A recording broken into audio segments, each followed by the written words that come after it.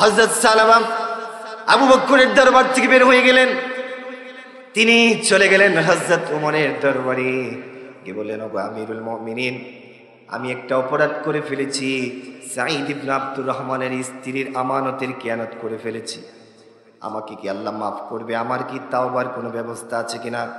হযরত ওমর তো আরো গরম মানুষ, ধমক দিয়ে বললেন, তাড়াতাড়ি আমার দরবার থেকে বের হ, উখরুজ মিন ইনদি, বের হয়ে যা। তুই কত বড় অপরাধী, বের হ। আল্লাহু আকবার বলেন, আল্লাহু আকবার। হযরত সালামা চিন্তা করলো, আবু বকরের দরবারে গেলাম, আবু বকর বের করে দিল। ওমরের দরবারে গেলাম, ওমরও বের করে দিল। এখন কোথায় যাব? শেষ একটা জায়গা আছে, সেটা হলো নবীজির দরবার। এটাই হলো আমার শেষ জায়গা। এই বলে হাতে পায়ে জিনজুর লাগানো অবস্থায় হযরত সালামা কাঁদতে কাঁদতে রাসূল পাকের দরবারে গেল। নবীজি তাকে দেখে জিজ্ঞেস করলেন, তোমার কি হয়েছে? সালামা কয়, হুজুর, আমি একটা অপরাধ করে ফেলেছি। সে অপরাধ হচ্ছে সাঈদ ইবনে আব্দুর রহমানের স্ত্রীর আমানতের খেয়ানত করে ফেলেছি। হুজুর, আবু বকরের দরবারে গিয়েছিলাম, আবু বকর আমাকে বিদায় করে দিয়েছে। ওমরের দরবারে গিয়েছিলাম, ওমরও আমাকে ধমক দিয়ে বিদায় করে দিয়েছে। হুজুর, শেষ ভরসা হিসাবে আপনার দরবারে আসছি। বলেন, এত বড় গুনাহ করেছি, এখন যদি আমি তাওবার শর্ত পূরণ করে আল্লাহর কাছে মাফ চাই, আমার আল্লাহ কি আমাকে মাফ করবে কিনা আপনি বলেন? আমার নবীজি তিনিও রাগান্বিত হয়ে গেলেন, বললেন, তুমি তো বড় মারাত্মক খারাপ কাজ করছো। আমি নিজে তোমাকে সাঈদ ইবনে আব্দুর রহমানের বাড়ি দেখাশোনা করার জন্য দিয়ে গেলাম, তুমি আমানতের খেয়ানত করেছো। সুতরাং রে সালামা, উখরুজ মিন ইনদি, তুমি আমার দরবার থেকে বের হয়ে যাও। আল্লাহু আকবার। এবার কোথায় যাবে সালামা? আবু বকর বিদায় করলেন, ওমর বিদায় করলেন, স্বয়ং দয়ার নবী বিদায় করে দিয়েছেন। এখন কি যাওয়ার কোনো জায়গা আছে? এখন একটাই জায়গা, বলেন সেটা কার দরবার? আল্লাহর দরবার। সালামা তো পেরেশান হয়ে কি করবে, অন্তরে বড় ব্যথা, হায়রে কি করলাম। মনে মনে নিজেকে নিজে বলতেছে, রে সালামা, তোর দুনিয়া শেষ, আখিরাতও শেষ। তুই কি করছ, তুই কি টের পাচ্ছস কিনা? আবু বকর বিদায় করলো, এত নরম দিলের মানুষ আমাকে ধমক দিয়ে বিদায় করছে। ওমর আমাকে বিদায় করে দিয়েছে, এমনকি দয়ার নবী আমাকে বিদায় করে দিয়েছে। সালামা আর যাবে কোথায়? আর তো যাওয়ার কোনো জায়গা নাই। এবার সালামা আনসারী রাদিয়াল্লাহু তাআলা আনহু হাত পায়ে বেরি লাগানো অবস্থায় মদিনা থেকে অনেক দূরে একটা পাহাড়, ওই পাহাড়ের দিকে যাচ্ছে। আর মনে মনে বলতেছে, আনতা রব্বি আনতা আনতা ওয়া আনা আনা। এইভাবে বলে বলে যাচ্ছে, বলতেছে, আল্লাহ তুমি, তুমি, আমি, আমি, আমি গুনাহগার, তুমি গফফার, আমি গুনাহগার, তুমি সত্তার, আমি গুনাহগার, তুমি রহমান। মালিক। আবু বকর বিদায় করলো, ওমরের দরবারে গেলাম, ওমর বিদায় করে দিল। যেই নবী রাহমতের নবী, সেই নবী পর্যন্ত আমাকে বিদায় করে দিলেন। এখন আর কোথাও যাওয়ার জায়গা নাই, এখন একটাই জায়গা। তুমি যদি তোমার বান্দাকে তোমার দরবার থেকে বিদায় করে দাও, বলো আমি সালামা কার দরবারে যাব? বলেন আল্লাহু আকবার। এইভাবে কাঁদতেছে পাহাড়ের উপরে, সেজদায় পড়ে পড়ে হযরত সালামা আল্লাহর ভয়ে, জাহান্নামের ভয়ে কাঁদতেছে। বলেন আল্লাহু আকবার। ঘোষণা করে দিয়েছেন যে বান্দা যদি আল্লাহর কাছে তাওবা করে, তাওবাতান নাসুহা, খালিস নিয়তে যদি আল্লাহ তাআলার কাছে বান্দা তাওবা করে, আল্লাহ তাআলা তার জিন্দেগীর সব গুনাহ মাফ করে দিবেন। তো এই সূরা তাহরিমের ৮ নম্বর আয়াতটিতে আল্লাহ তাআলা তাওবার কথাই বলেছে। আমরা প্রতিনিয়ত তাওবা করি, কিন্তু কিভাবে আমাদের গুনাহ মাফ হবে, কিভাবে তাওবা করলে আল্লাহ তাআলা আমাদের জিন্দেগীর গুনাহ মাফ করে দিবেন, তাওবার কি কি শর্ত রয়েছে, কোন কোন শর্ত পূরণ করলে আল্লাহ তাআলা আমাদেরকে তিনি মাফ করে দিবেন, এটা আমাদের জানার প্রয়োজন। তাওবার শর্ত যদি আপনি পূরণ না করে সারা রাত যদি আল্লাহর কাছে তাওবা করেন, আপনার তাওবা কি কবুল হবে? হবে না। আপনি মানুষের টাকা মেরে খাইলেন, আপনি মানুষের হক নষ্ট করলেন, আপনি মানুষকে কষ্ট দিলেন, কিন্তু আপনি আল্লাহর কাছে তাওবা করলেন, তাওবার শর্ত আপনি পূরণ করেন নাই। এভাবে যদি আপনি 1000 বার আল্লাহ তাআলার কাছে তাওবা করেন, আপনার তাওবা কবুল হবে? না।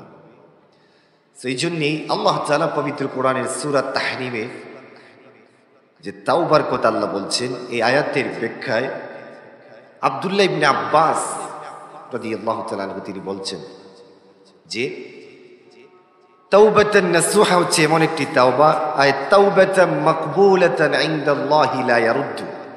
সুবহানাল্লাহ, সুবহানাল্লাহ। আল্লাহ তাআলা বলছেন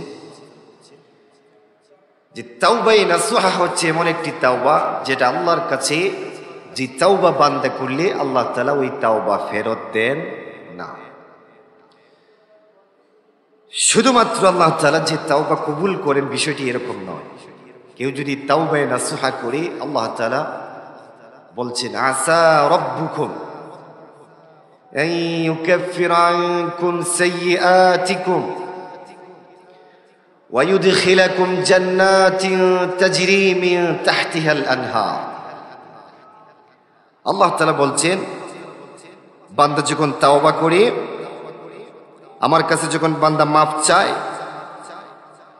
তাওবায়ে নাসুহা যদি বান্দা করে, আমি আল্লাহ বান্দাকে শুধু মাফ করব তা নয়, বরং তাকে মাফ করে আমি তার জন্যে ওই জান্নাত রেখে দিয়েছি, যে জান্নাতের তলদেশে থাকবে নহর। সুবহানাল্লাহ, সুবহানাল্লাহ।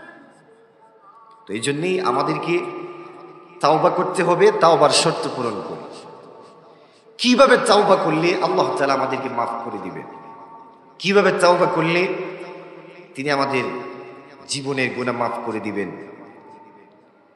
সেই বিষয়ে আজকে আমরা কথা শুনবো। বলি ইনশাআল্লাহ। তাওবা হচ্ছে এমন একটি বিষয়, বান্দা গুনাহ করার পরে যদি আল্লাহ তাআলার কাছে একনিষ্ঠভাবে খালিস নিয়তে তাওবার শর্ত পূরণ করে যদি সে আল্লাহ তাআলার কাছে তাওবা করে, আর তাওবার শর্ত যদি পূরণ করতে পারি, আল্লাহ তাআলা তার যত গুনাহ হোক না কেন, আরশের মালিক আল্লাহ তাআলা তার জিন্দেগীর সব গুনাহ মাফ করে দেন। সুবহানাল্লাহ, সুবহানাল্লাহ। তবে তাওবার শর্ত আছে। তাওবার কি আছে? শর্ত আছে। তাওবার কিছু রুলস আছে, তাওবার কিছু শর্ত আছে। এই শর্ত পূরণ করে আপনাকে তাওবা করতে হবে। শর্ত পূরণ যদি না করে আপনি তাওবা 1000 বার করেন, আপনার তাওবা কবুল হবে না। তাওবার শর্ত হচ্ছে 3টা। তাওবায়ে নাসুহার শর্ত কয়টা? 3টা। আমি সংক্ষেপেই তুলে ধরব ইনশাআল্লাহ। প্রথম হচ্ছে তাওবায়ে নাসুহার প্রথম শর্ত হচ্ছে যে আপনাকে অন্তরে এই নিয়ত রাখতে হবে, এই ধারণা রাখতে হবে যে আমি গুনাহগার, কিন্তু আমার মালিক তিনি হচ্ছেন গফফার। আমি গুনাহগার, কিন্তু আমার মালিক তিনি হচ্ছেন সত্তার। আমি গুনাহগার, কিন্তু আমার মালিক আল্লাহ তাআলা হচ্ছেন রহমান। এই আশা রাখতে হবে যে আল্লাহ আমাকে অবশ্যই মাফ করবে, আল্লাহ আমাকে কি অবশ্যই মাফ করবে। এই আশা অন্তরে থাকতে হবে। কেন এই কথা বললাম? অনেকে আছে, অনেক মানুষ আমি দেখছি, জিজ্ঞেস করছি যে নামাজ পড়েন না কেন? কয় জীবনে তো বহু নামাজ পড়ি নাই, এখন পড়ে আর কি করব? দুজকে তো অবশ্যই যেতে হবে, জাহান্নামে তো অবশ্যই যাওয়া লাগবে। তার জবাবে বুঝে যায় জাহান্নাম মনে হয় তার নানার বাড়ি। কি বলেন আপনি? জাহান্নাম কি নানার বাড়ি নাকি, না শ্বশুর বাড়ি? জাহান্নাম এত কঠিন আযাবের জায়গা। হায় হায়, হাদিসে আসছে নবীজি সাল্লাল্লাহু আলাইহি ওয়াসাল্লাম বলছেন জাহান্নাম এত কঠিন আযাবের জায়গা, 70,000 দূরবর্তী জায়গা থেকে জাহান্নামের তর্জনী গর্জনী এর আওয়াজ শোনা যায়। 70,000 মাইল দূরের জায়গা থেকে জাহান্নামের তর্জনী গর্জনের আওয়াজ শোনা যায়। দ্বিতীয়ত, জাহান্নাম হচ্ছে এমন একটি কঠিন জায়গা। নবীজি সাল্লাল্লাহু আলাইহি ওয়াসাল্লাম বলছেন জাহান্নাম সম্পর্কে যে জাহান্নাম এত কঠিন আযাবের জায়গা, 500 বছরের দূরবর্তী রাস্তা থেকে জাহান্নামের সেই ভয়াবহ তাপ মানুষের শরীরে লাগতে থাকবে। আল্লাহু আকবার। এজন্য জাহান্নাম এত কঠিন জায়গা। আপনি যে বলে ফেলেন কোথায় কোথায় জাহান্নামে তো যেতেই হবে, জাহান্নামে তো যাওয়াও লাগবে, আপনি তো জাহান্নাম সম্পর্কে আপনার ধারণা নাই, আপনার নলেজ নাই জাহান্নাম সম্পর্কে। জাহান্নাম এত কঠিন জায়গা। নবী সাল্লাল্লাহু আলাইহি ওয়াসাল্লাম বলছেন জাহান্নামীরা জাহান্নামে যাওয়ার পরে আল্লাহ তাআলার কাছে বলবে যে মালিক, আজ জাহান্নামে এসেছি, দুনিয়াতে বুঝি নাই, যদি বুঝতাম তাহলে নামাজ ছাড়তাম না। আল্লাহ, দুনিয়াতে যদি বুঝতাম তোমার গোলামি ছাড়তাম না। দুনিয়াতে যদি বুঝতাম সব সময় তোমার কুদরতি পায়ে সেজদা দিতাম। বুঝি নাই আল্লাহ, না বুঝার কারণেই আজকে জাহান্নামে এসেছি। তুমি একটু রক্ষা করো, তুমি আরেকবার দুনিয়াতে যাওয়ার সুযোগ করে দাও। হাদিসে আসছে এইভাবে বান্দা আল্লাহ তাআলার কাছে কাকুতি মিনতি বারবার করতে থাকবে। আল্লাহ বলবে, বান্দা না, আর কোনো সুযোগ নাই, আর কোনো কি নাই, সুযোগ। আল্লাহ বলবে, বান্দা আর কোনো সুযোগ নাই, তোকে সুযোগ দিয়েছিলাম, তুই তো সুযোগ কাজে লাগাস নাই, সুতরাং আজকে আর কোনো সুযোগ। এজন্য জাহান্নাম অত্যন্ত কঠিন জায়গা। তবে সেই জাহান্নাম থেকে যদি আপনি বাঁচতে চান, সেই জাহান্নামের কঠিন আযাব থেকে যদি আপনি বাঁচতে চান, গুনাহ করার পরে আল্লাহ সুযোগ রেখেছেন তাওবা করো। কি করো? তাওবা করবো। তাওবা করবো আমরা একজনের কাছে, তিনি কে? আল্লাহ। তবে তাওবার শর্ত পূরণ করতে হবে। প্রথম শর্ত হচ্ছে আপনাকে এই ধারণা রাখতে হবে যে আমি গুনাহগার, আমি নাফরমান, কিন্তু আমার মালিক তিনি তো গফফার। তিনি চাইলে আমার মতো গুনাহগারকে মুহূর্তের ভিতরে মাফ করে দিতে পারেন। চাইলেই তিনি মাফ করে দিতে পারেন যদি ওনার একটু দয়া হয়ে যায়। আপনার 60 বছর 70 বছরের গুনার খাতা চাইলে তিনি একটি সেজদায় মাফ করে দিতে। কারণ আল্লাহ তাআলা বান্দাকে খুবই ভালোবাসে, খুবই মহব্বত করে। এই জন্য সহিহ বুখারীতে একটা হাদিস আছে, হাদিসে কুদসি। আল্লাহ তাআলা তার প্রিয় হাবিবকে ডেকে বলছেন যে, হাবিব আপনি বলেন, আমার বান্দা আমার সম্পর্কে যেই রকম ধারণা করবে, আমার বান্দা আমাকে সেই রকম পাবে। আল্লাহু আকবার। অর্থাৎ আমার বান্দা যদি ধারণা করে আমি গফফার, তাহলে আমার বান্দা আমাকে গফফার হিসেবেই পাবে। আমার বান্দা যদি আমার সম্পর্কে ধারণা করে আমি রহমান, আমার বান্দা হাসরের ময়দানে আমাকে রহমান হিসেবেই পাবে। এই জন্য নবীজি বলছেন, আল্লাহ সম্পর্কে তোমরা ধারণা করো তিনি গফফার। তিনি কি? গফফার। তিনি সত্তার, তিনি জব্বার, তিনি রহমান। তিনি চাইলেই আপনাকে মাফ করে দিতে পারে। এই জন্য এটা প্রথম শর্ত। তাওবার প্রথম শর্ত হচ্ছে আপনার ভিতরে আল্লাহর প্রতি বিশ্বাস থাকতে হবে যে আল্লাহ আমাকে চাইলে মাফ করে দিতে পারেন। আমার মতো পাপীকে তিনি চাইলে মুহূর্তের ভিতরে কি করতে পারেন? মাফ করে দিতে। কেন? আল্লাহর দয়ার কোনো কম নাই। আল্লাহ তাআলার এত দয়া। হাদিসে আসছে, হ্যাঁ, বান্দা যদি আল্লাহর দিকে এক বিঘ সামনের দিকে যায়, আল্লাহ তাআলার দয়া এবং মাগফিরাত বান্দার দিকে এক হাত এগিয়ে আসে। সুবহানাল্লাহ। বান্দা যদি এক হাত আল্লাহর দিকে এগিয়ে যায়, হাদিসে নবীজি বলছেন আল্লাহর দয়া এবং মাগফিরাত বান্দাকে মাফ করার জন্য 2 হাত এগিয়ে যায়। বান্দা যদি আল্লাহর দিকে হেঁটে হেঁটে যায়, আল্লাহর দয়া এবং মাগফিরাত বান্দাকে মাফ করার জন্য দৌড়ে দৌড়ে বান্দার কাছে যায়। সুবহানাল্লাহ, সুবহান। এই জন্যই আল্লাহ হচ্ছেন রহমান, আল্লাহ হচ্ছেন গফফার। প্রথম শর্তই হচ্ছে আপনাকে ধারণা রাখতে হবে যে আমি গুনাহগার, ঠিক আছে, কিন্তু আমার মালিক তিনি তো গফফার, তিনি তো রহমান, তিনি চাইলেই আমাকে মাফ করে দিতে পারে। প্রিয় ভাইরা আমার, আমরা যদি হাদিসের মধ্যে দেখি তাহলে দেখতে পাই তাওবার প্রথম শর্তই হচ্ছে অন্তরের ভিতরে বিশ্বাস রাখতে হবে যে আমাকে আমার আল্লাহ মাফ করে দিতে পারে। এটাই হলো তাওবার প্রথম শর্ত। তাওবার 2 নম্বর শর্ত হচ্ছে আন-নাদামা, অর্থাৎ অনুশোচনা আনতে হবে। যে গুনাহ আপনি করছেন এই গুনার প্রতি লজ্জিত হতে হবে, যেটা আমার দ্বারা ঠিক হয় নাই, আমি গুনাহ করছি। তাওবার 3 নম্বর শর্ত হচ্ছে এখন থেকে আপনাকে ওয়াদাবদ্ধ হতে হবে যতদিন বেঁচে থাকবো ততদিন আর গুনার কাজে লিপ্ত হব না। এই 3টে শর্ত আপনাকে পূরণ করতে হবে। যদি করতে পারেন, আল্লাহ বলছে তুবু, আল্লাহ বলছে ইয়া আইয়ুহাল্লাযীনা আমানু তুবু ইলাল্লাহি তাওবাতান নাসুহা। আল্লাহ বলছে ওহে বিশ্বাসীরা, ওহে ঈমানদারেরা, তোমরা আমার কাছে তাওবা করো। তাওবায়ে নাসুহা। তাওবায়ে কি?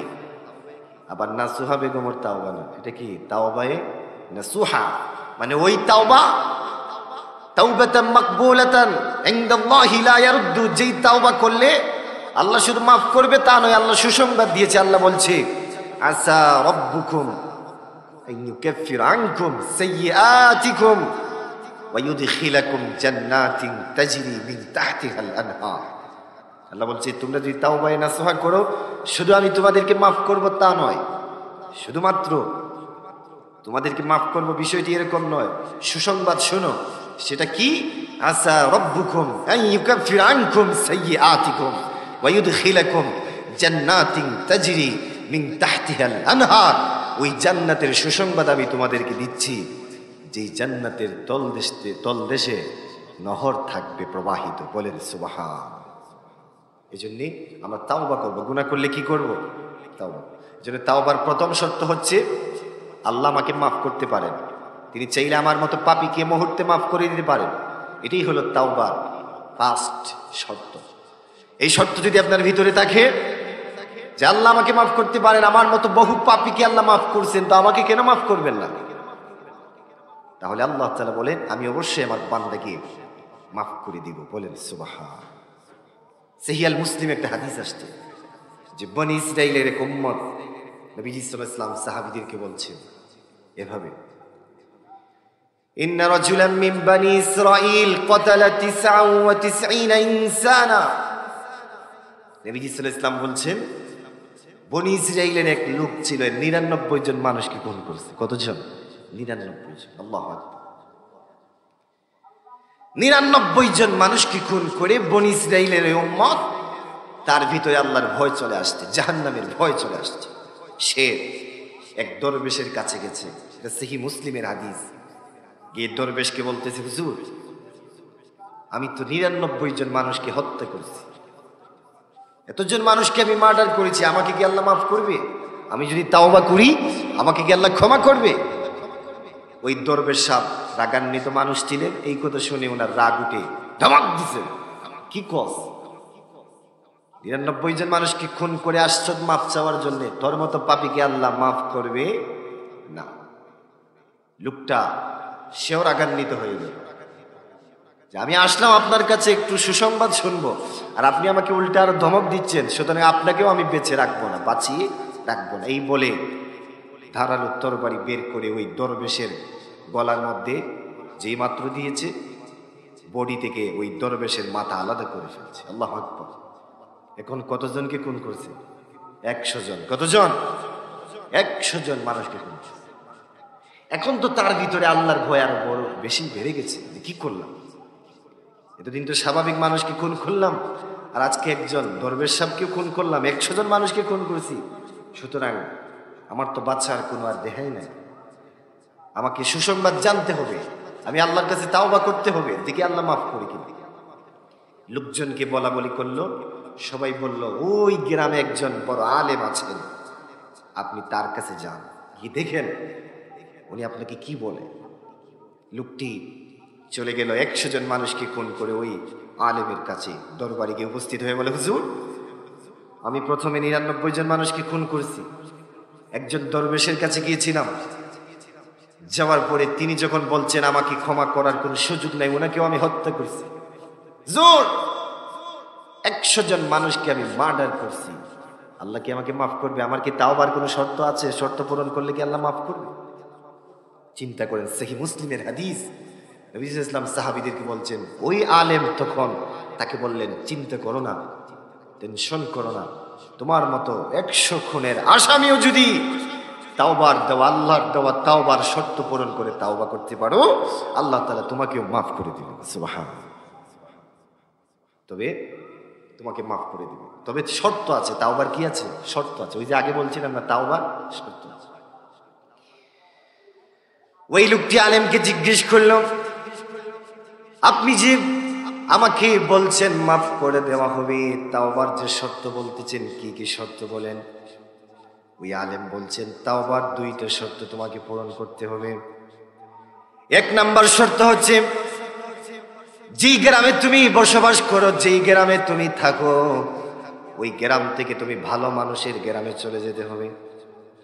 2 নাম্বার শর্ত হচ্ছে, অতীত জীবনে যে গুনাহ করছো, 99 জন 100 জন মানুষকে হত্যা করছো, তোমার ভিতরে আন্নাদামা, অনুশোচনা আনতে হবে। অনুশোচনা মানে হলো, আমি যে 100 জন মানুষকে খুন করেছি, আমি তো বড় অন্যায় কাজ করেছি, অপরাধ করে ফেলেছি। এই অনুশোচনা যদি আনতে পারো, আর তুমি যেই গ্রামে থাকো ওই গ্রাম থেকে ভালো মানুষের গ্রামে যদি যাইতে পারো, এই দুইটি শর্ত যদি পূরণ করতে পারো, আমি ঘোষণা দিলাম তোমার মতো পাপীকেও মহান আল্লাহ চাইলে মুহূর্তের ভিতরে তিনি মাফ করে দিতে পারে। সে বলল ঠিক আছে হুজুর, ঠিক আছে। সে বাড়িতে যেয়ে কাপড় চোপড় সবকিছু প্যাকেটিং করছে, রওনা দিছে। কোথায় যাবে? ভালো মানুষের এলাকায় যাবে। অন্তরে সে অনুশোচনা আনছে, হায় হায় কাজটা তো বড় খারাপ কাজ করছি। হাদিসে আসছে লোকটা রওনা দিয়েছে, যাবে ভালো মানুষের এলাকায়। রিয়াদুস সালিহিন ইমাম নববী লিখেন শিবরান, এক হাত বাকি। কয় হাত বাকি? রিয়াদুস সালিহিন ইমাম নববী লিখেন শিবরান, এক হাত বাকি ভালো মানুষের এলাকায় ঢুকে যাবে। ইন দ্য মিন টাইম আল্লাহ কয় আজরাইল যাও যাও তাকে গ্রেফতার করো। গ্রেফতার মানে কি? তার রূহ কবজ করে নিয়ে আসো। তার রূহ কি করো? কবজ করে। এখন তো মালাকুল মউত আজরাইল তার সামনে গিয়ে তার রূহ কবজ করে নিয়ে আসছে। হাদিসে আসছে ওই সময় দুই দল ফেরেশতা আসছে। একদল ফেরেশতা কয় তার রূহ আমরা জান্নাতে নিয়ে যাব, ইল্লিনে নিয়ে যাব। আরেকদল ফেরেশতা কয় না, তার রূহ আমরা সিজ্জিনে নিয়ে যাব। বলে কেন? জান্নাতীরা কয় সে তো তাওবার শর্ত পূরণ করছে ঠিক, কিন্তু তাওবার 2 নম্বর শর্ত ছিল ভালো মানুষের এলাকায় যাবে, যাইতে তো পারে না, এক হাত বাকি। সুতরাং তার রূহ আমরা কোথায় নিয়ে যাব? জাহান্নামে। আর জান্নাতি ফেরেশতারা বলতেছে না, সে তো তাওবার শর্ত পূরণ করে রওনা দিয়ে দিয়েছে, আমরা তার রূহ জান্নাতে নিয়ে যাব। দুই দল ফেরেশতা লাগছে ঝগড়া। আল্লাহ কয় জিবরাইল তাড়াতাড়ি যাও, তাড়াতাড়ি যাও। কারণ একটা কথা মনে রাখবেন, আল্লাহ তাআলা বান্দার পক্ষে। আল্লাহ তাআলা কি? বান্দার পক্ষে। আল্লাহ তাআলা বান্দার পক্ষে যদি না থাকতো তাহলে আল্লাহ তাওবার সিস্টেম দিত না। আল্লাহ তাওবার সিস্টেম দিয়েছে কারণ আল্লাহ চায় আমার বান্দা তাওবা করুক, আমার কাছে মাপ চাক, জান্নাতি হয়ে যাক। জোরে কোন সুবহান। দুই দল ফেরেশতা লাগছে ঝগড়া। এবার আল্লাহ কয় জিবরাইল দুই দল ফেরেশতাকে বলো জমিনকে মাপার জন্য। জমিনকে কি করার জন্য? মাপার জন্য। যদি দেখা যায় ভালো মানুষের এলাকা একেবারে কাছে, তাহলে তার রূহ নিয়ে যাও জান্নাতে। আর যদি দেখা যায় খারাপ মানুষের এলাকা কাছে, তাহলে তার রূহ নিয়ে যাও কোথায়? জাহান্নাম। ওইদিকে আল্লাহ তাআলা আবার জিবরাইলকে বলে, জিবরাইল তুমি জমিনকে বলো, ভালো এলাকাটাকে বলো আমার বান্দার জন্য যেন কাছে চলে আয়। সুবহানাল্লাহ। জিবরাইল মাপ দিছে, দেখা যায় ভালো মানুষের এলাকায় একেবারে কাছে। 100টা মার্ডার করার পর সহিহ মুসলিমের হাদিস, নবীজি বলছেন ইন্না রাজুলাম মিন বানি ইসরাইল ক্বাতালা 99 ইনসানা। ওই 100 লোকের খুনি ওই লোকটাও তাওবার শর্ত পূরণ করার কারণে আল্লাহ তাআলা তাকে মাফ করে জান্নাতবাসী করে দিয়েছেন। বলেন সুবহান। এজন্য আমাদেরকে আল্লাহ মাফ করবেন কিনা জুড়ে বলেন। তবে তাওবার শর্ত আছে। প্রথম বলছি না যে প্রথম শর্তই হচ্ছে আপনার ভিতরে এই ধারণা রাখতে হবে যে আমার মালিক, আমি গুনাহগার কিন্তু তিনি তো গাফফার। আমি গুনাহগার, তিনি তো সত্তার। এই জন্য তো নবীজি বলছেন বান্দা আল্লাহ তাআলা বান্দাকে এত মহব্বত করেন, বান্দা যদি আল্লাহর দিকে 1 বিঘা সামনে যায়, আল্লাহর রহমত এবং মাগফিরাত বান্দার দিকে 1 হাত দৌড়ে দৌড়ে আসে। সুবহানাল্লাহ। বান্দা যদি আল্লাহর দিকে 1 হাত এগিয়ে যায়, আল্লাহর রহমত এবং মাগফিরাত বান্দাকে ক্ষমা করার জন্য 2 হাত এগিয়ে আসে। বান্দা যদি হেঁটে হেঁটে আল্লাহর দিকে যায়, আল্লাহর রহমত এবং মাগফিরাত বান্দাকে ক্ষমা করার জন্য দৌড়ে দৌড়ে আসে। বলেন সুবহান। এই জন্য আল্লাহ বান্দার পক্ষে। আরেকটা হাদিস আপনাদেরকে বলি, আল্লাহ যে বান্দার পক্ষে এটার একটা প্রমাণ শুনেন। এই জন্য আমাদেরকে ধ্যান রাখতে হবে যে আমি যতই গুনাহ করি না কেন আমাকে মাফ করবেন কে? হাদিসে আসছে 10ম হিজরিতে নবীজি সাল্লাল্লাহু আলাইহি ওয়াসাল্লাম আসছেন 10,000 যোদ্ধা সাহাবী নিয়ে মক্কায়। মক্কা যখন বিজয় হল 10ম হিজরিতে, নবীজির সাথে 10,000 যোদ্ধা সাহাবী। নবীজির সেই আগমনের কথা শুনে মক্কার কাফেরেরা থর থর করে কাঁপতেছে। কেন? তারা ভাবতেছে যে মুহাম্মদ ইবনে আব্দুল্লাহকে 23টি বছর আমরা অনেক কষ্ট দিয়েছি, নির্যাতন করেছি, আর আজকে তিনি সুপার পাওয়ার নিয়ে মক্কায় আগমন করেছেন, সুতরাং আজকে আমাদেরকে তিনি ছাড় দিবেন। এটাই তো স্বাভাবিক। এটাই স্বাভাবিক কিনা? আপনি যদি একজন যদি আপনাকে কষ্ট দেয়, আপনার হাতে ক্ষমতা থাকলে তাকে কি আপনি কষ্ট দিবেন না? এটাই তো স্বাভাবিক। মক্কার কাফেরদের ধারণা ছিল যে নবীজিকে দীর্ঘ 23টি বছর আমরা কষ্ট দিয়েছি, আজকে তিনি সুপার পাওয়ার নিয়ে আসছেন মক্কায়, সাথে 10,000 যুদ্ধে সাহাবী, আজকে তিনি আমাদেরকে ছাড় দিবেন। সবাই ঘরের দরজা বন্ধ করতেছে আর বলতেছে, কে কোথাও আছো পালিয়ে যাও, মক্কা থেকে পালিয়ে যাও, মুহাম্মদ ইবনে আব্দুল্লাহ আমাদেরকে আজ ছাড়বেন না। আল্লাহু আকবার বলেন, আল্লাহু আকবার। নবীজি তাদের এই কাহিনী দেখে নবীজি সাল্লাল্লাহু আলাইহি ওয়াসাল্লাম হাতিমে কাবায় দাঁড়ালেন, কাবার সামনে দাঁড়িয়ে একটা ভাষণ দিলেন। ইবনে কাসির, তাফসীর ইবনে কাসিরে লেখেন, নবীজি এইভাবে বললেন, লা তাসরিবা আলাইকুমুল ইয়াওম ইযহাবু ওয়া আনতুমুত তুলাকা। হে মক্কাবাসী, তোমরা আমার ভয়ে পালিয়ে যাচ্ছ, তোমাদের পালানোর কোনো কারণ নাই, আমি তোমাদেরকে বিনা শর্তে আমি নবী তোমাদেরকে মাফ করে দিলাম। সুবহানাল্লাহ। ইবনে কাসির, তাফসীর ইবনে কাসিরে লেখেন, নবীজি সাল্লাল্লাহু আলাইহি ওয়াসাল্লামের ওই ভাষণ শুনে ইয়ামেন থেকে 700 লোক আসছিল, তারা কাবা জিয়ারত করবে।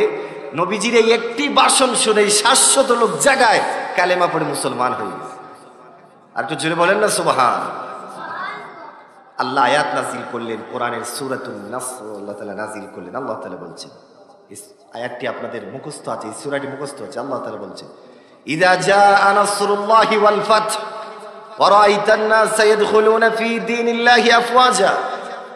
আল্লাহ বলছেন, হাবিব, যখন আমার পক্ষ থেকে সাহায্য আসবে তখন আপনি দেখবেন দলে দলে লোক ইসলামে প্রবেশ করছে। সুবহানাল্লাহ। এটাই তার বাস্তব প্রমাণ। আপনার এক ভাষণ শুনে 700 লোক জায়গায় কালেমা পড়ে মুসলমান হয়ে গেছে। সুতরাং যখন আমার পক্ষ থেকে সাহায্য আসবে, সাহায্য আসা শুরু হয়ে গেছে, এখন আপনি দেখবেন দলে দলে লোক কালেমা পড়ে মুসলমান হচ্ছে। বলেন সুবহান। এবার সবাই খুশি, নবীজি মাফ করছেন, সবাই কি আনন্দিত, খুশি। হঠাৎ করে দেখা গেল মক্কার এক যুবক, নাম ছিল ওয়াহশী। নাম কি? ওয়াহশী। সে কাপড় চোপড় নিয়ে মক্কা থেকে পালিয়ে যাচ্ছে। লোকেরা জিজ্ঞেস করলো, ইয়া ওয়াহশী আইনা তুরিদ, এ ওয়াহশী তুমি কোথায় যাচ্ছ, কোন জায়গায় যাচ্ছ? ওয়াহশী বলল, মুহাম্মদ ইবনে আব্দুল্লাহর ভয়ে আমি মক্কা থেকে পালিয়ে যাচ্ছি। সিরাত ইবনে হিশামে, ইবনে হিশাম তার উস্তাদ মুহাম্মদ ইবনে ইসহাকের সূত্রে এই কথাগুলি তিনি তুলে ধরেছেন।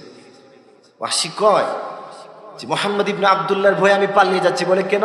বলে তুমি জানো না মুহাম্মদ আজকে মক্কাতে আসতেন 10,000 যোদ্ধা সাহাবী নিয়ে? তারা কয়, তুমি কি জানো না মুহাম্মদ ইবনে আব্দুল্লাহ তিনি সবাইকে মাফ করে দিয়েছেন? ওয়াহশী কয়, মুহাম্মদ ইবনে আব্দুল্লাহ সবাইকে মাফ করে দিল, আমাকে মাফ করবেন না। বলে কেন, তুমি কি করছো? ওই যুবক ওয়াহশী কয়, শোনো, আমি হলাম সেই পাপী যে নিজ হাতে মুহাম্মদ সাল্লাল্লাহু আলাইহি ওয়াসাল্লামের চাচা, আপন চাচা আমির হামজাকে উহুদ যুদ্ধে শহীদ করেছে। শুধু শহীদ করি নাই, আমির হামজার সারা শরীর বল্লম দিয়ে জাজরা করে ফেলেছি, ভিতরের কলিজা আমি বের করে দিয়েছি। আবু সুফিয়ানের স্ত্রী সেই কলিজা চিবে চিবে খেয়েছে। নবীজি সাল্লাল্লাহু আলাইহি ওয়াসাল্লাম আপন চাচার সেই করুণ দৃশ্য দেখেছেন, কিছু করতে পারেন নাই, শুধু চোখের পানি ছাড়ছে। আল্লাহু আকবার বলে। আল্লাহ।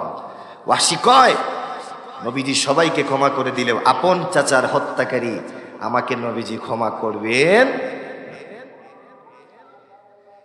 মক্কার লোকেরা বলে, ওয়াহশী তুমি এখনো মুহাম্মদ ইবনে আব্দুল্লাহকে চিনো নাই, তুমি তো এই মাত্র নবীজিকে কষ্ট দিয়েছ, আমরা তো তার চাইতে আরো বেশি কষ্ট দিয়েছি। আবু জাহেল কষ্ট দিয়েছে, নামাজে দাঁড়ানোর সাথে সাথে উঠে নারী বড়ি এনে মাথার মধ্যে রেখে দিত, সেই সব কষ্টের কথা তিনি ভুলে গেছেন। ওয়াহশী, আমাদের বিশ্বাস তোমার মতো পাপী যদি রাহমাতুল লিল আলামিনের সামনে গিয়ে যদি দাঁড়াও, তোমার মতো পাপীকে হুজুর মুহূর্তের ভিতরে চাইলে তিনি ক্ষমা করে দিতে পারেন। সুবহান। ওয়াহশী বলেন, সিরাত ইবনে হিশাম সাক্ষী, ইবনে হিশাম তার উস্তাদ মুহাম্মদ ইবনে ইসহাকের সূত্রে কথাগুলি এনেছেন। ওই মক্কার যুবক ওয়াহশী বলেন, আমি বুক ভরা আশা, চোখ ভরা পানি নিয়ে নবীজির দরবারে গিয়ে উপস্থিত হলাম। গিয়ে বললাম, ইয়া রাসূলুল্লাহ, আপনি আমার সালাম গ্রহণ করুন। নবীজি বললেন, মানাংতু, তুমি কে? তিনি বললেন, আনা ওয়াহশী, আমি হলাম ওয়াহশী। নবীজি বললেন, কোন ওয়াহশী? ওয়াহশী কয় হুজুর আমি সেই ওয়াহশী যে আপনার আপন চাচা আমির হামজাকে উহুদ যুদ্ধে শহীদ করেছি। ভাইরা আমার, সিরাতে ইবনে হিশাম সাক্ষী, নবীজি এই কথা শোনার পর ওয়াহশীর দিকে তিনি ধমক দিলেন না, চোখ বড় করলেন না। জোরে কর না আল্লাহু আকবার। এত বড় পাপী, সে বলতেছে হুজুর আমি আপনার চাচারে হত্যা করছি। ওই যে ওয়াহশী, এত বড় পাপী সামনে থাকার পর নবীজি চোখ বড় করেন নাই, কিছু কর নাই।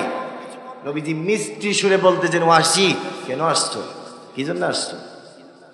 ওয়াহশী কয় হুজুর আতাইতুকা ইয়া রাসূলুল্লাহ উরিদু আন মুসলিম। হুজুর প্রথমে আমি আপনার কাছে মাপ চাইতে আসছি। হুজুর আমি বুঝি নাই আপনার চাচারে হত্যা করছি, আপনার চাচা আমির হামজারে উহুদ যুদ্ধে আমি হত্যা করছি, সারা শরীর বল্লম দিয়ে জাজরা করেছি, কলিজা বের করছি। আবু সুফিয়ানের স্ত্রীর কাছে বলছে এই যে নাও আমির হামজার কলিজা খাও। হুজুর আমি তো বড় অপরাধী, আমাকে আপনি মাফ করেন। মাফ করছেন? নবীজি বলেন যাও আমি মাফ করে দিলাম। সুবহান, কত বড় ক্ষমাশীল নবী ছিলেন, এটা আপনি কি কল্পনা করতে পারবেন?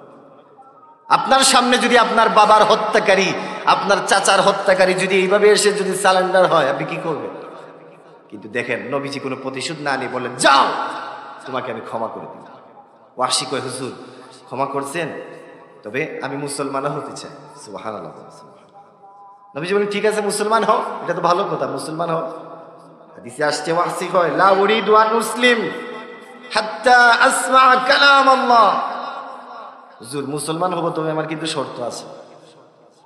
এত বড় পাপী, নবীজি মাফ করলেন, মুসলমান হবে, কয় আবার শর্ত আছে। নবীজি বলেন কি শর্ত? ওয়াহশী কয় লা উসলিমু হাত্তা আসমা কালাম আল্লাহ। যতক্ষণ পর্যন্ত কোরআনে জিবরাইলের মাধ্যমে আল্লাহ আয়াত নাজিল না করবেন আমাকে মাফ করছেন, ততক্ষণ পর্যন্ত আমি মুসলমান হব না। হুজুর আমাকে বিদায় দেন। সুবহানাল্লাহ। যদি আল্লাহ স্পষ্ট করে কোরআনে আয়াতে বলেন আমাকে আল্লাহ মাফ করছেন, তাহলে আমি মুসলমান হয়ে যাব। আর না হয় আপনি মাফ করছেন ঠিক আছে আমি চলে যাই, মুসলমান হব না। দয়ার নবী, মায়ের নবী বলেন ওয়াহশী তুমি যেও না, তুমি চাচ্ছ কোরআন থেকে আমি তোমাকে শোনাবো আল্লাহ কি বলছে, তাহলে শোনো। আল্লাহ কোরআনে বলছেন। নবীজি তখন কোরআনের একটি আয়াত তেলাওয়াত করলেন। নবীজি বললেন আল্লাহ তাআলা আমাকে আরো আগে জানিয়ে দিয়েছেন, বলে কি? আল্লাহ বলছেন والذين لا يدعون مع الله إلها آخر ولا يقتلون النفس التي حرم الله إلا بالحق ولا يزنون। বলেন আল্লাহু আকবার। ওয়াহশী রে, আল্লাহ কোরআনে আমাকে বহু আগে জানিয়ে দিয়েছেন যে ব্যক্তি আল্লাহর সাথে শিরিক করবে না, যে ব্যক্তি মানুষ হত্যা করবে না, যে ব্যক্তি জিনা করবে না, এই তিনটা শর্ত যার ভিতরে থাকবে না, ওই ব্যক্তি পাহাড় পরিমাণ গুনাহ করার পরও আল্লাহ মুহূর্তে তাকে মাফ করে দিবেন। বলেন সুবহান। ওয়াহশী তুমি কি খুশি হইছো মুসলমান হইবা? ওয়াহশী কয় হুজুর ইন্নী আশরাকতু বিল্লাহ ওয়া কাতালতু আন-নাফসা আল্লাতী হারামাল্লাহু ইল্লা বিল হক ওয়া যানাইতু ইয়া রাসূলুল্লাহ। হুজুর এই আয়াতে আল্লাহ যে তিনটা শর্ত দিয়েছেন এই তিনটাই আমার মাঝে আছে। আমি মানুষও হত্যা করছি, আল্লাহর সাথে শিরিকও করছি, জিনাও করছি। সুতরাং হুজুর আমি তো এখনো ক্লিয়ার হই নাই, আমাকে আপনি বিদায় দেন। যেদিন আমি ক্লিয়ার হব, আল্লাহ স্পষ্ট করে যেদিন বলবেন আমাকে মাফ করছেন, আপনার মুখ দ্বারা হবে না, কোরআনের আয়াত দিয়ে হতে হবে, সেদিন আমি মুসলমান হয়ে যাব। বলেন আল্লাহু আকবার। তাফসীরের মধ্যে আসছে দয়ার নবী চাইলে তাকে ধমক দিয়ে বিদায় করতে পারতেন, এই বেড়া এত বড় পাপ করছো আবার এখন শর্ত তো কাজ না। কিন্তু দয়ার নবী তাকে বিদায় করলেন না, বললেন ওয়াহশী তোমাকে আল্লাহর আরেকটা ফায়সালার কথা শোনাই। কোরআন থেকে নবীজি আরেকটা আয়াত তেলাওয়াত করলেন। সেটা কি? নবীজি বললেন যে ওয়াহশী শোনো, ইল্লা মান তাবা ওয়া আমানা ওয়া আমিলা আমালান সালিহা ফাউলাইকা ইউবাদদিলুল্লাহু সাইয়্যাতিহিম হাসানাত ওয়া কানা আল্লাহু গফুরার রহিমা। ওয়াহশী আল্লাহ আমাকে বলছেন, কি বলছেন? হুজুর আপনি বলেন যাদের ঈমান নাই তারা যদি ঈমান আনে, ঈমান আনার পরে যদি তারা তাওবা করে আর নেক আমল যদি করে, আল্লাহ শুধু তাদেরকে মাফ করবেন তা নয়, তাদের অতীত জীবনের গুনাহগুলি আল্লাহ সওয়াব দ্বারা পরিবর্তন করে দিবেন। ওয়াহশী তুমি কি খুশি হইছো মুসলমান হইবা? ওয়াহশী কয় হুজুর এখানে তো আল্লাহ শর্ত দিয়ে দিয়েছে। বলে কি শর্ত? বলে ঈমান না থাকলে ঈমান আনার জন্য, আচ্ছা আমি ঈমান আনলাম ঠিক আছে, তাওবা করার জন্য, আচ্ছা তাওবা করলাম ঠিক আছে, কিন্তু আল্লাহ যে আরেকটা শর্ত দিয়েছেন নেক আমল করতে হবে। হুজুর এখন আমি আপনার কাছে ঈমান আনলাম, তাওবা করলাম, এখন যদি আজরাইল এসে আমার রূহ কবজ করে নিয়ে যায়, তাহলে তো নেক আমল করার সুযোগ আমি পাবো না। সুতরাং এখন আমি ক্লিয়ার হই নাই, আমাকে আপনি বিদায় দেন, আমি চলে যাই। বলেন আল্লাহু আকবার। রাসূল করিম সাল্লাল্লাহু আলাইহি ওয়াসাল্লাম চাইলে ওয়াহশীকে ধমক দিয়ে বিদায় করে দিতে পারতেন। নবীজি বলেন, ওয়াহশী থামো, তোমাকে আমি আল্লাহর আরেকটা সিদ্ধান্ত শোনাই। বলে কি? নবীজি আরেকটা আয়াত তেলাওয়াত করলেন। বলে ওয়াহশী শোনো, আল্লাহ বলছেন কি? ইন্নাল্লাহা লা ইয়াগফিরু আন ইউশরাকা বিহি ওয়া ইয়াগফিরু মা দুনা যালিকা লিমান ইয়াশা। ওয়াহশী রে, এখানে আল্লাহ একেবারেই শর্ত কমাই দিয়েছে। আল্লাহ শুধু এই কথা বলছেন, নিশ্চয় যারা আল্লাহর সাথে শিরিক করবে না, বাকি যারা আছে যত গুনাহ করুক না কেন, আল্লাহ ইচ্ছা করলে তাকে মুহূর্তের ভিতরে মাফ করে দিতে পারে। এখানে কোনো শর্ত নাই, শুধু একটাই শর্ত, আল্লাহ ইচ্ছা করলে। আল্লাহ কি করতে পারে? ওয়াহশী তুমি মুসলমান হবা। ওয়াহশী কয়, হুজুর না না, এখানে তো পেঁচ লাগাই দিয়েছেন। বলে কি? বলে আল্লাহ বলছেন আল্লাহর ইচ্ছা হতে হবে, আল্লাহর দয়া হতে হবে। আল্লাহর ইচ্ছা। এখন এক কথার কথা, আল্লাহ তামাম বিশ্বের সকল মানুষকে দয়া করলেন, যদি আমাকে দয়া না করেন এটার তো কোনো গ্যারান্টি নেই। সুতরাং হুজুর আমি এখনো ক্লিয়ার হইনি, আমাকে বিদায় দেন, আমি চলে যাই। সুবহানাল্লাহ বলেন না। হাদিসে আসছে মাগরিবের সময় ছিল। নবীজি বলেন, ওয়াহশী তুমি আরেকটু থামো, আমি একটু অপেক্ষা করি। আমি যে আয়াতগুলা বললাম সব আয়াতগুলাই আল্লাহ আমাকে জানিয়ে দিয়েছেন, এখন দেখি আল্লাহ কি জানা। তাফসীরে আসছে, ফাআনজালাল্লাহু সুবহানাহু ওয়া তাআলা হাযিহিল আয়া কুল ইয়া ইবাদিয়াল্লাযীনা আসরাফু আলা আনফুসিহিম লা তাকনাতু মির রাহমাতিল্লাহ ইন্নাল্লাহা ইয়াগফিরুয যুনুবা জামিআ ইন্নাহু হুয়াল গফুরুর রহিম। বলেন আল্লাহু আকবার। আল্লাহ আয়াত নাযিল করলেন জিবরাইলের মাধ্যমে। আল্লাহ বললেন, হাবিব ওয়াহশী সহ তামাম বিশ্বের সকল গুনাহগার উম্মতদেরকে, আমার বান্দাদেরকে বলে দেন, তারা যদি গুনাহ করে ফেলে, অন্যায় যদি করে ফেলে, অত্যাচার যদি করে ফেলে, তাদের গুনাহ যদি জমতে জমতে জমতে জমতে আকাশের মেঘমালা পর্যন্ত চলে যায়, আমার রহমত আকাশের আরশে আজিম পর্যন্ত, হুজুর তাদেরকে আপনি বলে দেন, কোনো চিন্তা নাই, কোনো শর্ত নাই, কোনো কিচ্ছু নাই। ওয়াহশী সহ তামাম বিশ্বের মানুষদেরকে বলেন, তাদের গুনাহ যতই হোক না কেন, লা তাকনাতু মির রাহমাতিল্লাহ, তারা যেন আমার রহমত থেকে নৈরাশ না হয়। নিশ্চয় আমি বান্দাকে মাফ করব, আমি দয়াশীল ক্ষমাশীল। বলেন সুবহান। ওয়াহশী তুমি খুশি হয়েছো? কয় হুজুর এখন ঠিক আছে। এখন কি? এখন তার কোনো শর্ত নাই, আল্লাহ বলছেন সবাইকে মাফ করে দিবেন। সুতরাং আমি যত বড়ই পাপী হই না কেন, হুজুর আমি ক্লিয়ার হয়ে গেছি, আমাকে পড়ান কালেমা পড়েন, লা ইলাহা ইল্লাল্লাহু মুহাম্মাদুর রাসূলুল্লাহ। বলেন সাল্লাল্লাহু। এজন্য তাওবার প্রথম শর্ত হচ্ছে, প্রথম শর্ত যে আপনার ভিতরে এই ধারণা থাকতে হবে যে আমি গুনাহগার, কিন্তু আমার আল্লাহ কি? গফফার। আমি গুনাহগার, কিন্তু আমার আল্লাহ কি? রহমান। তিনি চাইলে আমাকে মাফ করতে পারেন।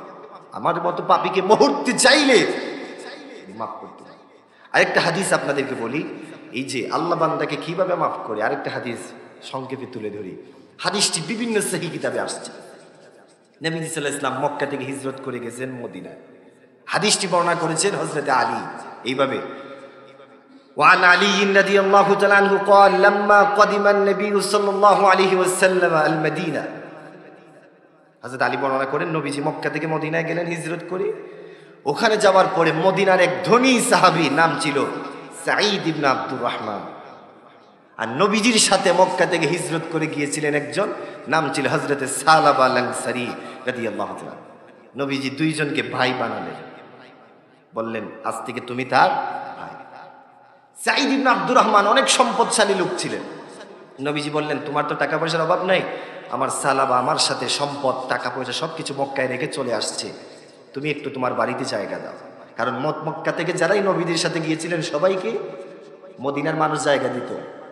এমনকি যার দুইটা বাড়ি ছিল, নবীজির সাহাবীদেরকে একটা বাড়ি দিয়ে দিয়েছে। এইভাবে স্যাক্রিফাইস করেছেন তারা। সাঈদ ইবনে আব্দুর রহমান বললেন, হুজুর ঠিক আছে, আমার ভাই সালাবাকে আমি আমার বাড়িতে নিয়ে যাব। বাড়িতে নিয়ে গেলেন। কিছুদিন পরে তাবুক যুদ্ধ হবে। তাবুক যুদ্ধ মক্কা থেকে 700 মাইল দূরে তাবুকের ময়দান। সেখানে নবীজি 30,000 সাহাবী নিয়ে গিয়েছেন। সাথে নবীজি সাঈদ ইবনে আব্দুর রহমানকে নিয়ে গেলেন। যাওয়ার সময় বললেন, সাঈদ ইবনে আব্দুর রহমান সালাবার হাত ধরে বললেন, ভাই আমি তো চলে যাচ্ছি, তুমি একটু আমার বাড়ি দেখাশোনা করে রাখবে। আমি তো নবীজির সাথে তাবুকে চলে যাচ্ছি, হয়তো বাঁচতেও পারি মরতেও পারি, এর কোনো গ্যারান্টি নাই। চলে গেলেন, অনেক লম্বা হাদিস। ওইদিকে দিন চলে যাচ্ছে, একদিন, 2 দিন, 3 দিন চলে যাচ্ছে। হযরত সালাবা সাঈদ ইবনে আব্দুর রহমানের বাড়ি দেখাশোনা করতেছে। একদিন শয়তান এসে সালাবাকে ধোঁকা দেয়, কয় সালাবা, তোমার তো বিশাল বড় এক সুযোগ। বলে কি? বলে সাঈদ ইবনে আব্দুর রহমানের সুন্দরী রূপসী একজন স্ত্রী গড়ে আছে, তুমি চাইলে এই সুযোগ কাজে লাগাতে পারো। শয়তান ধোঁকা দিছে, ধোঁকা খাইয়া হযরত সালাবা চলে গেলেন ডাইরেক্ট সাঈদ ইবনে আব্দুর রহমানের ঘরের ভিতর গিয়েই ওনার স্ত্রীর হাত ধরে ফেলছে। হায় হায়, যে মাত্র হাত ধরছেন, এটা মদিনার মহিলা, আমার বাংলাদেশের মহিলার মতো নাকি? না, মদিনার মহিলা। এই গত সপ্তাহে আমি এক মাহফিলে গেছি রায়নগর, ওখানে একটা কাহিনী করছে, গিয়ে দেখি কি অবস্থা। আল্লাহ, যাই হোক, এটা আর বলার দরকার নেই, হয়তো লাইভে ওই এলাকার মানুষ শুনতেও পারে। আমাদের দেশের মহিলা আর নবীজি সাল্লাল্লাহু আলাইহি ওয়াসাল্লামের জামানার মহিলাদের পার্থক্য আছে না নেই? একটু কথা বলেন। আরে আমার দেশের বহু মানুষ আছে, বহু মহিলা আছে, স্বামীর পর্যন্ত ধরে পিটায়, এরকম আছে না নেই? আগে তো নারী নির্যাতন হইতো, এখন পুরুষও নির্যাতন হয়। নাউজুবিল্লাহ বলেন, নাউজুবিল্লাহ। তো মদিনার মহিলা সাঈদ ইবনে আব্দুর রহমানের স্ত্রী তো তাকওয়াবান মহিলা।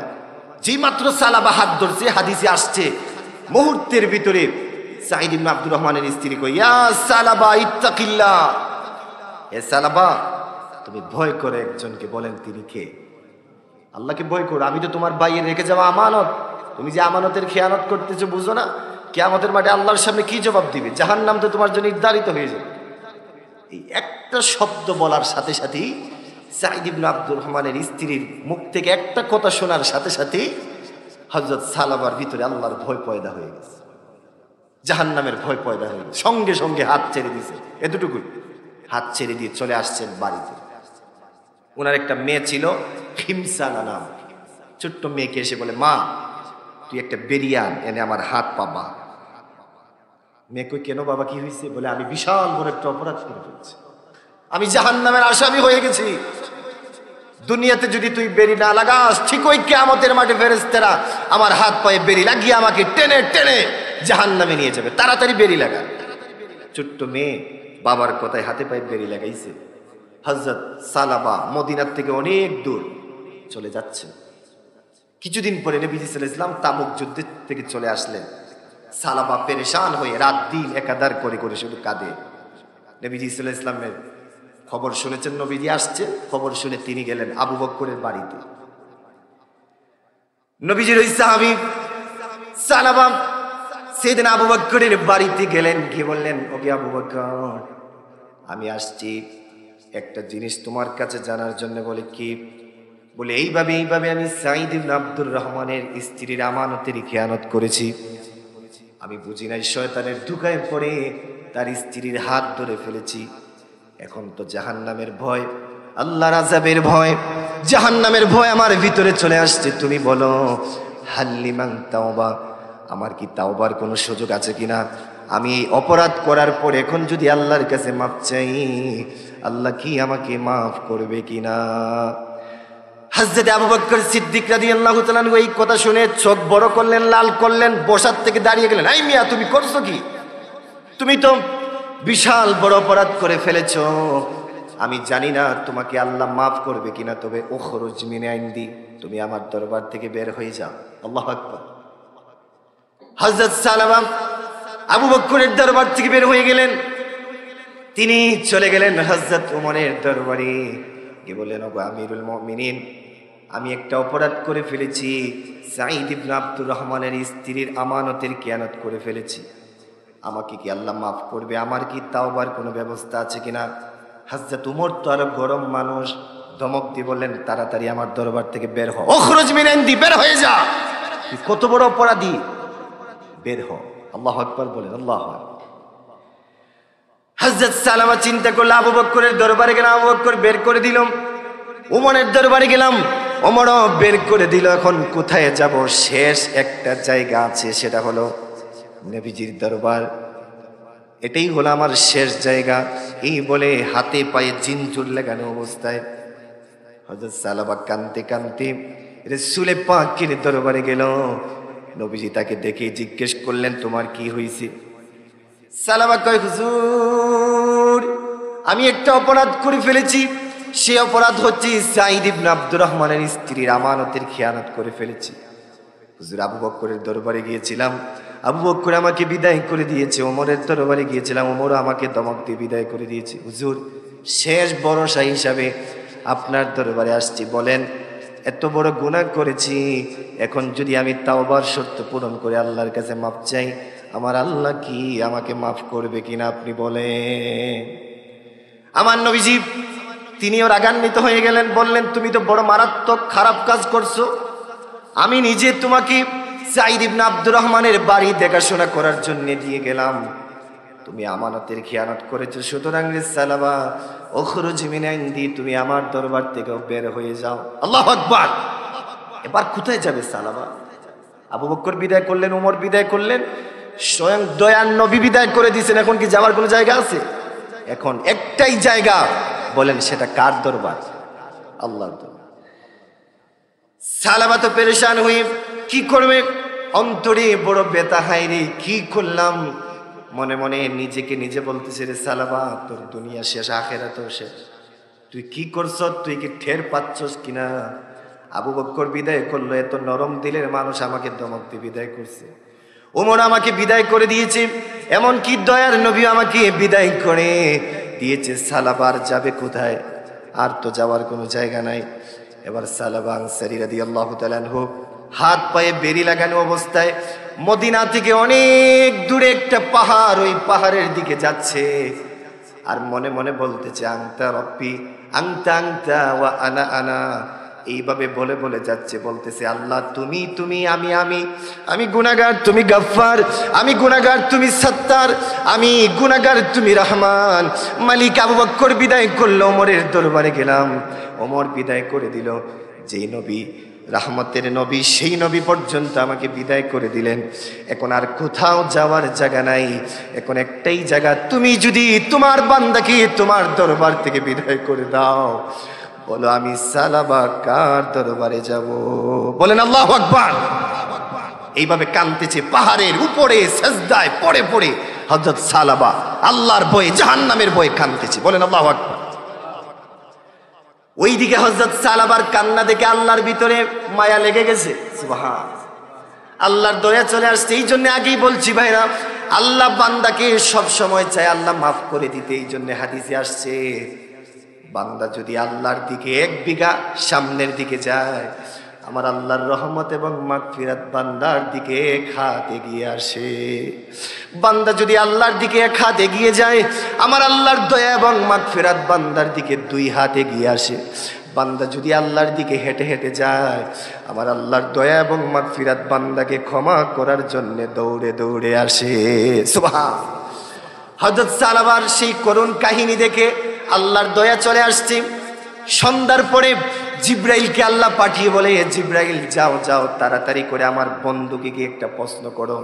সেই প্রশ্ন হচ্ছে, আমার বন্ধুকে বলো, বান্দা কি আমার বন্ধু বানাইছে না আমি বানাইছি? আল্লাহু আকবার বলো। কত কঠিন কথা। জিব্রাইল এসে কয়, হুজুর হাবিবি আম খালাকতাল খালকা ওয়া আনা, আল্লাহ প্রশ্ন করছেন, বান্দা কি আপনি বানাইছেন না আল্লাহ বানাইছে? নবীজি বলেন, নাম ইয়া রব আনতা খালাকতাল খালকা, বান্দা তো আল্লাহ বানাইছে।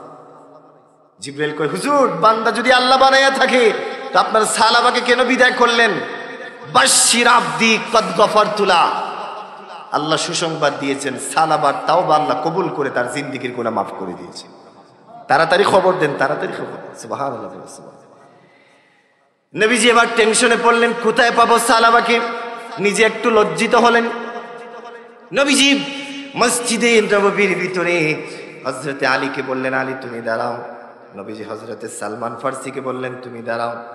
2 জনকে দাঁড় করালেন, বললেন, তাড়াতাড়ি যাও, আমার সালাবাকে সুসংবাদ জানিয়ে দাও। বাশশির আবদি কদ গফারতু লা, আমার সালাবার তাওবা আল্লাহ কবুল করে জিন্দেগীর সব গুনাহ মাফ করে দিয়েছেন।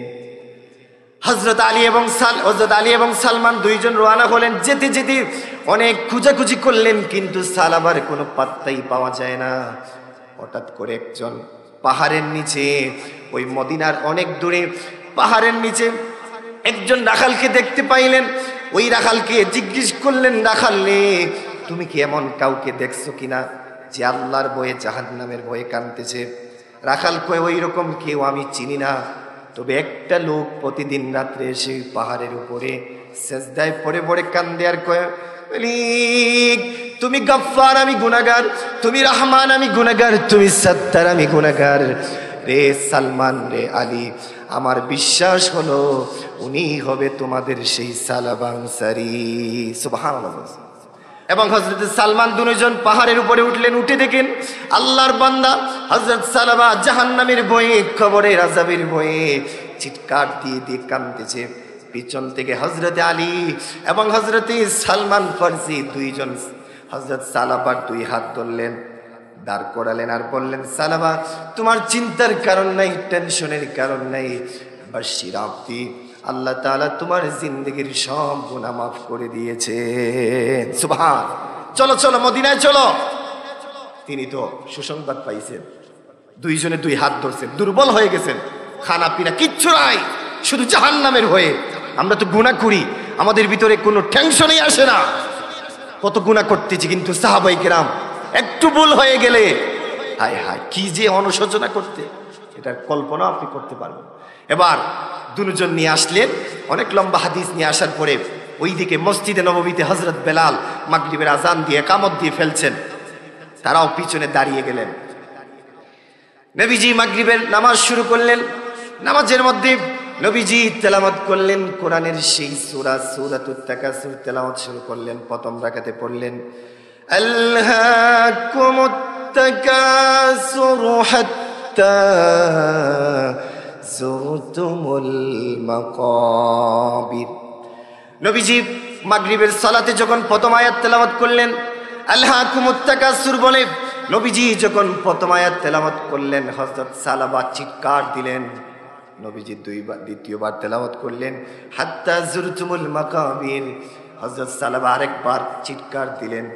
দুইবার চিৎকার দিয়ে নামাজের ভিতরে হযরত সালাবা লুটিয়ে জমিনের মধ্যে পড়ে গেলেন।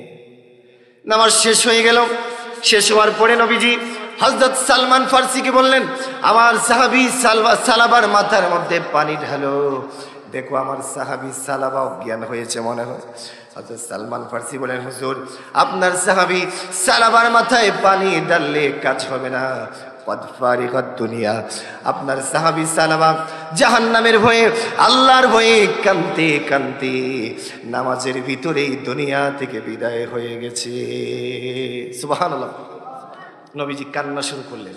নবীজি বললেন, এবার এক কাজ করো, জান্নাতুল বাকিতে কবর খনন করো, আমি নিজে সালাবাকে কবরে নামাবো। বলেন আল্লাহু আকবার। নবীজির হুকুমে সাহাবায়ে কেরাম জান্নাতুল বাকিতে কবর খনন করলেন। এবার নবীজি সাল্লাল্লাহু আলাইহি ওয়াসাল্লাম অনেক লম্বা কথা, জানাজায় যাচ্ছেন, জমিনে পা লাগান না, পা করে তুলে তুলে যান। সাহাবায়ে কেরাম বলে, হুজুর কি ব্যাপার, আপনি এরকম করতেছেন কেন? আপনি তো এরকম কোনোদিন করেন নাই। নবীজি সাল্লাল্লাহু আলাইহি ওয়াসাল্লাম বললেন, ও সাহাবীরা শোনো, এরকম করার কারণ হচ্ছে আমার সাহাবী সালাবা তাওবার আগুনে জ্বলতে জ্বলতে তাওবার শর্ত পূরণ করে আল্লাহর কাছে এমন ভাবে মাপ পেয়েছে, আল্লাহ খুশি হয়ে আজকে তার জানাজার নামাজের শরীক হওয়ার জন্য আকাশ থেকে তো কোটি কোটি রহমতের ফেরেশতা মদিনায় নাজিল করেছেন। মদিনার মধ্যে এতটুকু জায়গা খালি নাই যেখানে আমি নবী কদম রাখবো। বলেন আল্লাহু আকবার। এই জন্য আমি পা উপরে করে করে যাচ্ছি। এই জন্য তাওবা, আমাদের বিশ্বাস, তাওবা করলে আল্লাহ মাফ করবে। তাওবার শর্ত তিনটা। প্রথম হচ্ছে আপনি অন্তরে বিশ্বাস রাখবেন যে আল্লাহ আমাকে মাফ করবে। 2 নাম্বার হচ্ছে অনুশোচনা আনবেন যে কাজটা আমি খুব খারাপ কাজ করছি।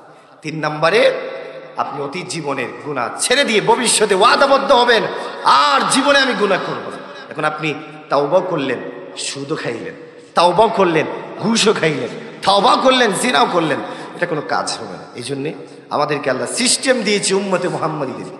এই যে তাওবার সিস্টেম, এটা অন্য কোনো নবীর উম্মতদেরকে দেয় নাই, শুধু উম্মতে মুহাম্মাদীদেরকে দিয়েছে। আল্লাহ বলছে, ইয়া আইয়ুহাল্লাযীনা আমানু তুবু ইলাল্লাহি তাওবাতান নাসুহা। এই ইমানদারেরা, এই বিশ্বাসীরা গুনাহ করে ফেলছো, অপরাধ করে ফেলছো, অন্যায় করে ফেলছো, আমার কাছে মাপ চাও, আমি তোমাকে মাফ করব। শুধু মাফ করব না, আল্লাহ সুসংবাদ দেয়। আল্লাহ কয় আসা রাব্বুকুম আইয়ুকাফির আনকুম সাইয়্যাতিকুম ওয়া ইউদখিলাকুম জান্নাতিন তাজরি মিন তাহতিহাল আনহার। আল্লাহ কয় হাবিব, যারা তাওবা করবে, তাওবায়ে নাসুহা, আমি শুধু তাদের জন্য মাফ করব তা নয়, তাদের জন্য আমি রাখছি সেই জান্নাত, যে জান্নাতের নিচ দিয়ে থাকবে দুধের নহর, পানির নহর, শরবতের নহর। বলেন আল্লাহু আকবার। আল্লাহ যেন আমাদেরকে তাওবায়ে নাসুহা করার তৌফিক দান করেন। বলেন আমিন। ওয়া আখিরু দাওয়ানা আলহামদুলিল্লাহি রাব্বিল আলামিন। আসসালামু আলাইকুম ওয়া রাহমাতুল্লাহি ওয়া বারাকাতুহু।